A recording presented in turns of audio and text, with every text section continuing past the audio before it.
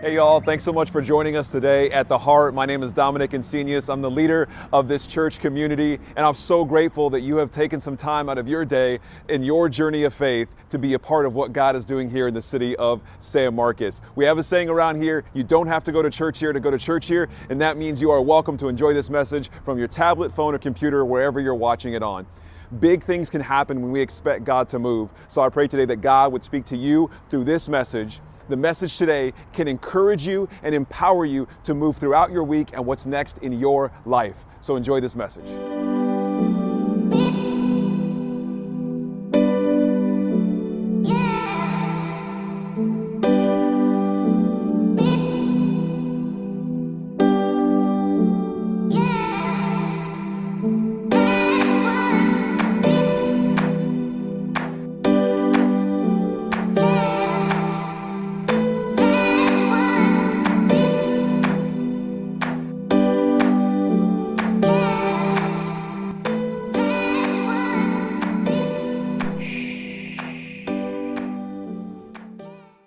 We're starting this new series today, Storytime, and what we want to do over the next few weeks is dig into what it means to tell a story. A lot of the ways that Jesus taught were through stories. Maybe you've heard the word parable before, right? Jesus would preach and teach in parables. And I want to look at a few parables, a few of these stories throughout the next couple of weeks, because that's really what they are. They're stories. And it's so interesting to me that Jesus, instead of carrying around, well, I mean, it wasn't easy to carry around a Bible. He had, a bunch of scrolls under his arms, or I don't know how it was, but he didn't do any of that. He wasn't teaching doctrine. He wasn't just quoting the scriptures over and over again. He would gather people around and he would tell stories. In fact, in the book of Matthew, it says that if you're not familiar with the Bible, the book of Matthew is one of the Gospels, and in the book of Matthew, it says that Jesus rarely taught without using parables.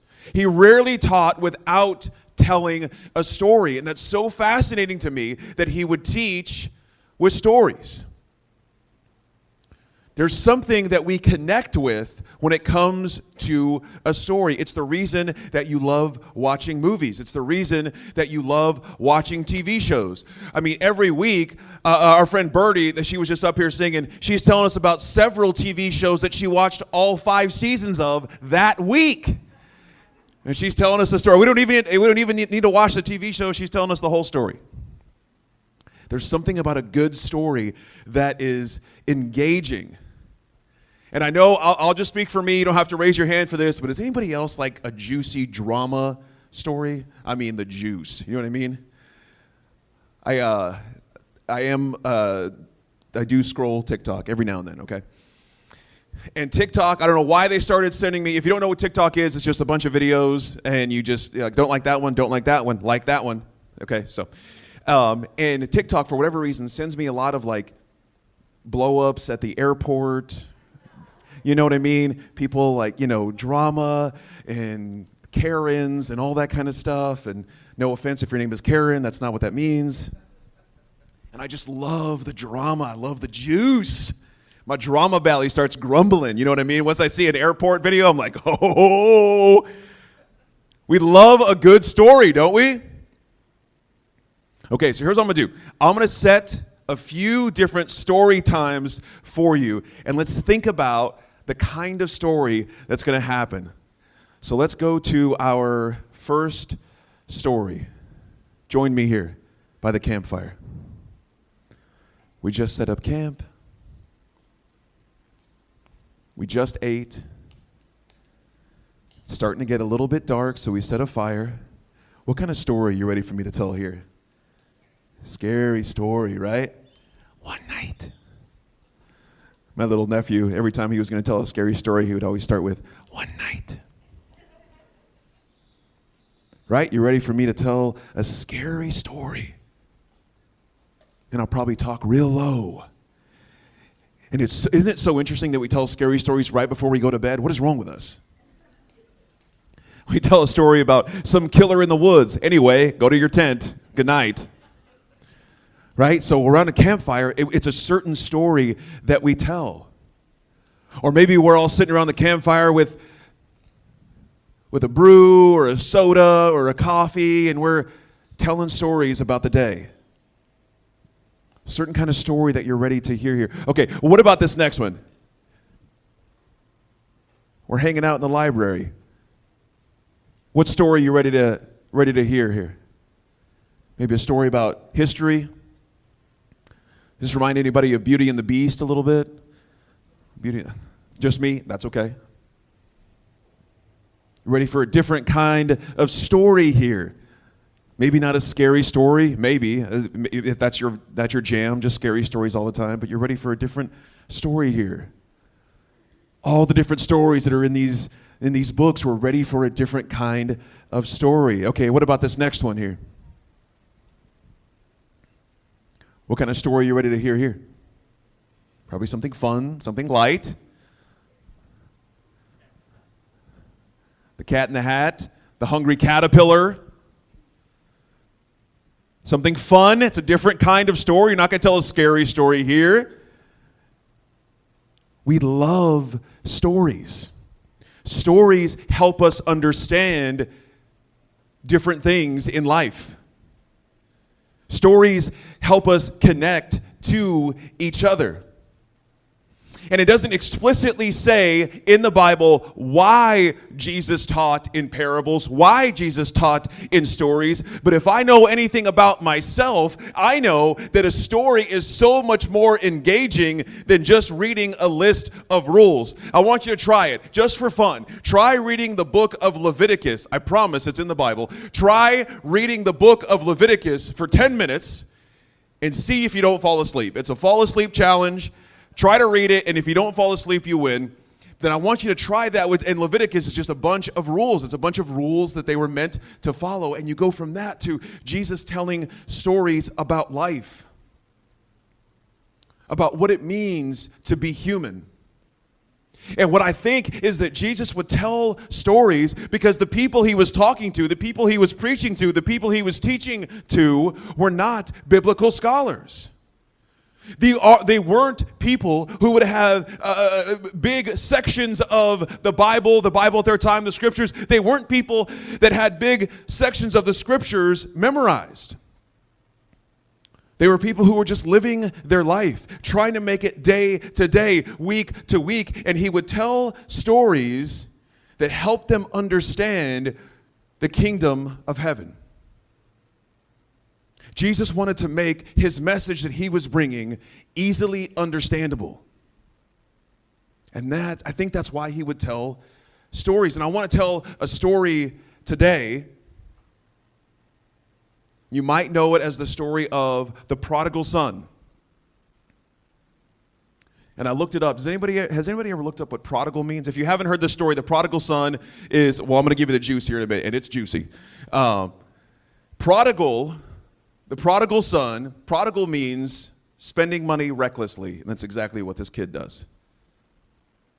I'm going to give you the juicy drama version of the story. So Jesus begins to tell a story, and it's the story of the lost son, the story of the prodigal son. So he tells the story of a young man who goes to his dad. He says, "Dad, I know that when you die, I'm going to get some inheritance. But if it pleases the court, if it pleases you, what I would like is that inheritance now. Just give me the money now, and I can go out and party and live my life the way I want to, because I don't want to be around here anymore. I don't want to be in this family anymore." His other brother, the stuffy one, his stuffy brother was hanging out at the house all the time, and he didn't want to hang out with his stuffy brother. He didn't want to be. He's like, "Dad, just give me the money now. Half of whatever you were going to do. Give me the money now, and I'm out of here. I'm out of this town." And his dad said, "That's fine. Here's your inheritance. I love you. Go on your way." And it's called the prodigal son because he goes out and he spends it recklessly on whatever he wants to do. Immediate gratification, whatever he wanted. And he spends it fast, he spends it hard, and he has a bunch of fun, and then he gets to the point where there's no more money left. There's no money left, and he's working for scraps, he's sleeping with pigs. He's got nothing. And he realizes, he tells himself, I would have a better life living as one of my dad's slaves than I am right now. I would have an easier time being at my dad's house as a servant than I'm having right now. Right now I have nothing. At least at my father's house, I could be a servant and have 3 meals a day, a place to sleep. I think that's what I'm going to do. I think I'm going to head back to my dad's house and see if I can beg for a job as a servant. So he starts to make his way. And this is where I want to pick up in this story. This story is so juicy, y'all. It's a quick read. I highly recommend, even if you've never read the Bible before, it's such a short read. You can just Google Prodigal Son. It's in the book of Luke, and it's so much fun to read. You don't need to be a Bible scholar, a Bible professional. You don't need to make sure you choose the right translation. So I want to look in the book of Luke. And as I said earlier, Luke is one of the 4 Gospels, okay? Matthew, Mark, Luke, and John. So these are 4 accounts of Jesus teaching, preaching, doing his thing here on earth, the miracles that he was a part of. All of that is within these 4 books.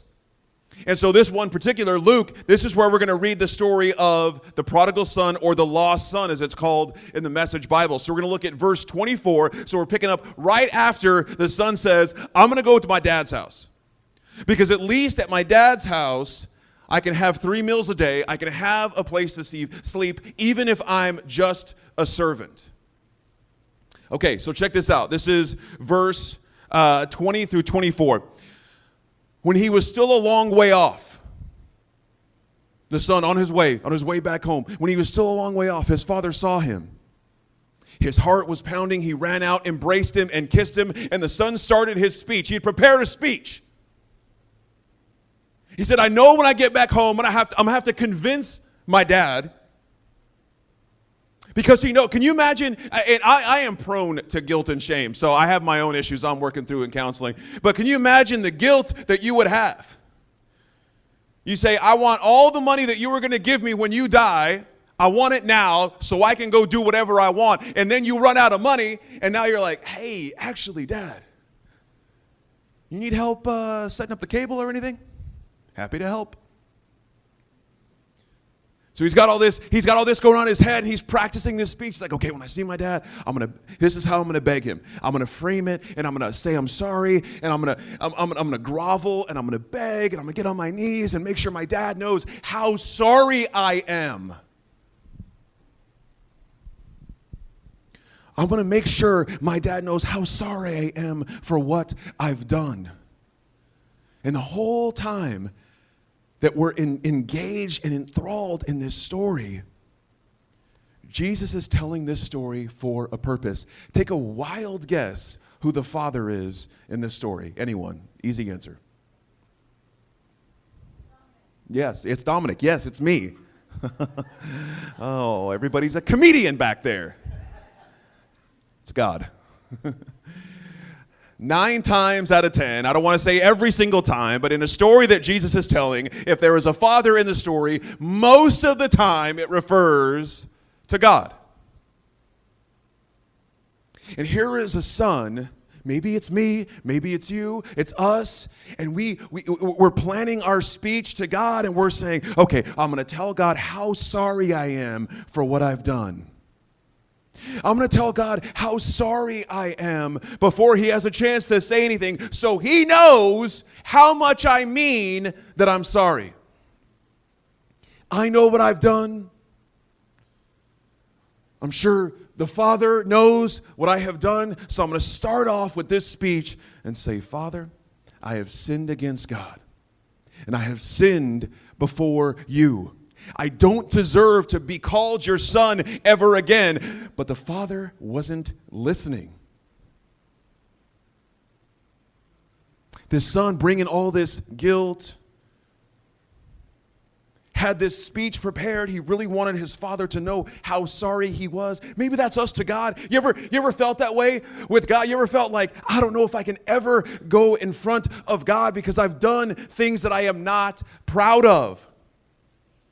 So much of our faith, I can't even imagine how much of my faith, maybe how much of your faith has been held back because we are ashamed to confront what we have done, what we have said. And the son finally musters up the courage to go in front of his father. He finally musters up the courage to say, I am so sorry. Let me list all the things I have done. I don't deserve to be called your son ever again. I don't deserve to be a child of God. I don't deserve to have this faith. I don't deserve to go to church. I don't deserve to have a community. I don't deserve to have these things that are blessed in my life. But watch what happens in the story. The dad's not listening. Why isn't the dad listening? The dad's not listening because he's not interested in the apology. The dad's not listening because he's not interested in all of the different ways the son has to say he's sorry. He's not listening because he's busy planning a party. He's busy planning a party for his son who was lost and has now come home. He was calling out to the servants, quick, bring a clean set of clothes and dress him. Put the family ring on his finger, sandals on his feet. Then get a grain-fed heifer and roast it. They might have been in Texas for this. Y'all got a heifer out there? Get a grain-fed heifer and roast it. We're going to have a feast. We're going to have a wonderful time. My son is here. We gave him up for dead, but now he's alive. He was given up for lost, and now he is found. And they began to have a wonderful time. This son showed up ready to beg for a spot. Ready to beg for a spot as his father's servant. And his dad would have none of it. I'm not even listening to you, man. I'm getting a party together. What do you want to wear? What's your playlist? Girls just want to have fun? Let's do it. Hey Siri, play Girls Just Want to Have Fun. Oh wait, sorry. She's always listening. I wonder if that would have worked. Hey Siri, play Girls Just Want to Have Fun. I'll need to access your Spotify. Okay, all right. Now she doesn't know. Okay. Why was he planning a party? Why would Dad plan a party for his son who knowingly took everything that was his, wasted it all, spent it all? Why would he plan a party? I think because the father knew what it meant to welcome someone. See, welcoming is one of our core values here at the Heart. And a big thing about today, I've been so excited about homecoming, this idea of homecoming for over a month or two now. Because we wanted to invite you to be a part of homecoming, just like this son was a part of homecoming. It's so interesting to me how many times I talk to people and they stay away from church. Why? Because they haven't been in a long time. People stay away from church because it's been too long since they were there. It's embarrassing for them. It's been a long time since people have prayed because it's been a long time since they've prayed. And I'm not telling you need to pray. But we know some things about ourselves. We know things that are good for our faith.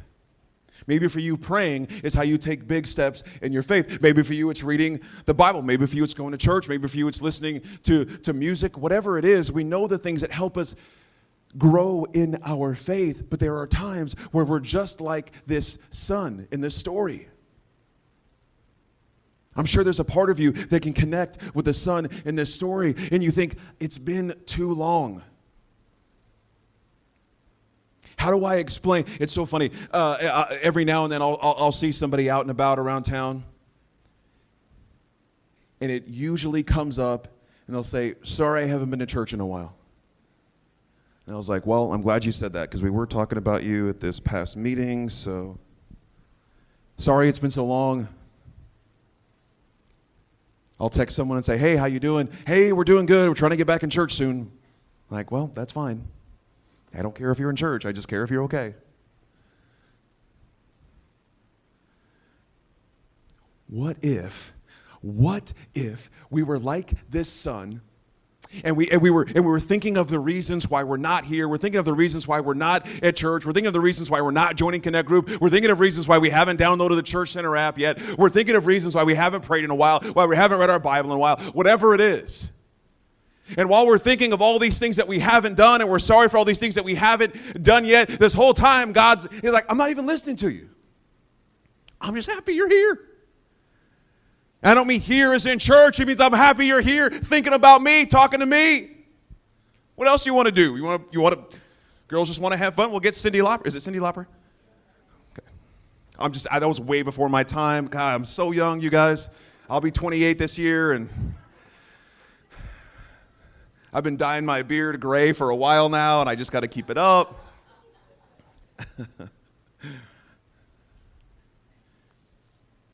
What if God's not even listening because he's too busy celebrating the fact that you are alive? He's too busy celebrating the fact that you are alive and well and smiling and happy.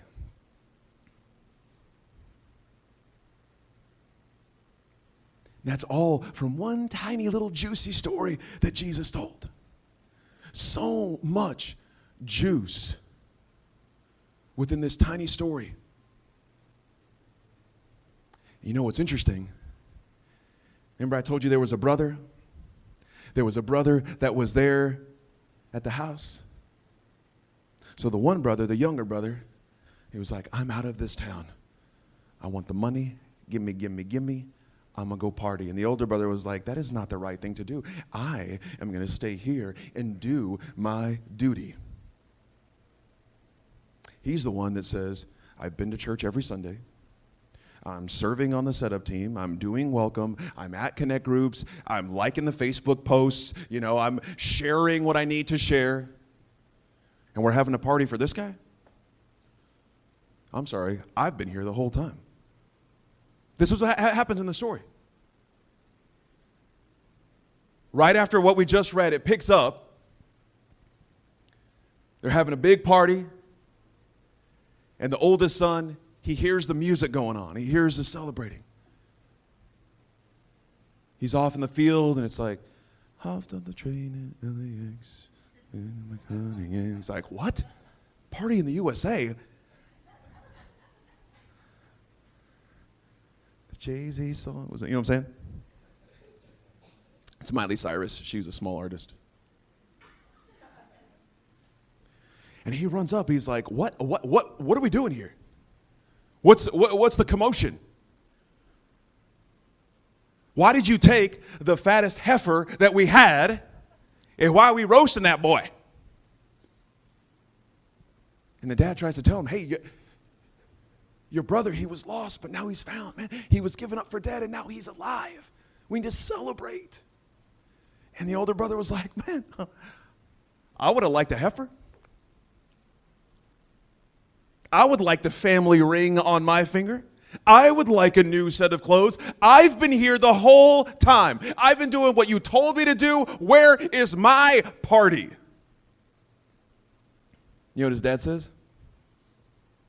I didn't know you wanted a party. I didn't know you wanted a party. Everything that I have is yours. Everything that I have is yours. So you see this? In this small story, Jesus is telling this story to the people listening, and he's saying, whether you're the son, whether you're the kid who ran off and did whatever they wanted, or you're the kid that was over here following the rules the whole time, he wants either of you to know that God loves you so much that everything that God has is yours. Whether you think you've wasted everything he's given you or you've been doing everything the right way. And I'm sure if you're anything like me, there's times where you feel like, I don't deserve to be called your son. I don't deserve to be a child of God. I don't deserve to be up here on Sundays talking to you guys. There are times I feel like that. And there are times that I'm over here and I was like, okay, yeah, I've been up here every Sunday. When are you going to do something for me, God? You ever talk to God that way? I do. Okay, how long does the church need to be open for you to help me out? I'm not ashamed to say this sometimes. That's how I feel. But that's the juice of this story. That is the power of this story, is that Jesus is saying, whichever son you are, whichever child you are known and loved by God. You are welcomed in. See, it's easy to welcome someone for the first time. It's easy for when someone comes into your house to say, hey, come on in. Hey, let me take your coat. Have a seat. Can I get you something to drink? You know, do you want any snacks?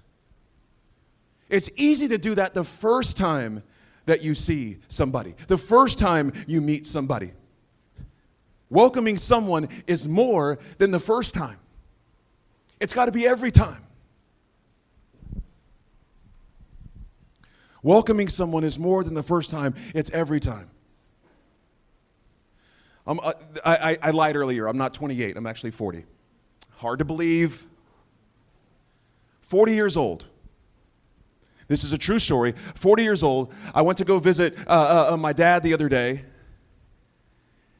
And I'm cruising around the kitchen. I'm looking for snacks. I'm in the pantry. He's like, hey, you need something? I'm just scoping it out. When's the last time you were welcomed enough in someone's home where you were just scoping out the pantry? And you could say, well, Dom, that's your dad. Dom, that's your dad. He is supposed to do that. No, he doesn't. He's not supposed to. It could be 11 a.m., when I go visit my parents. This is true. It could be 11 a.m., it could be 4 p.m., it could be 8 p.m. Anytime I come in, my mom and dad are like, you want something to drink? You want a beer? It's 11 a.m. I'm just asking if you want a beer, it's fine. It's easy to welcome someone the first time, but do you have a community? Do you have a space? Do you have a family that welcomes you every single time? Not just the first time. This is the kind of faith that we are able to step into. See, not every religion is like this. Not every faith is like this. Not every faith has a God that is welcoming so much that it doesn't matter what you have done, whether you have seemingly wasted everything you've been given or have done the right thing all the time. Not every faith, not every religion has a God that says, I know you, I welcome you, and I love you. Every single time. Not just your first time. So over the next several weeks, I want to invite you to come back and let's be a part of these stories that Jesus told. Let's see how your faith, how my faith can grow. Let's see how our community can grow with the stories that we tell. Pay attention to your life this week.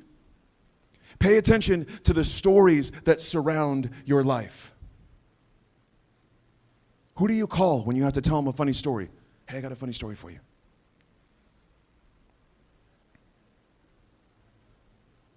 I want to challenge you to listen to the stories in your life. Stories change us. Stories shape us. And I want to invite you to be a part of story time over the next several weeks. If you bow your heads with me, I want to pray for us today. God, we are so grateful to be a part of your story. God, we're grateful to have your son Jesus, to be able to learn from the stories. God, I'm grateful that we don't need to be Bible experts to be able to learn and understand what Jesus was trying to teach us. That we can be people of faith, that we can move forward in our faith because of what you have already done.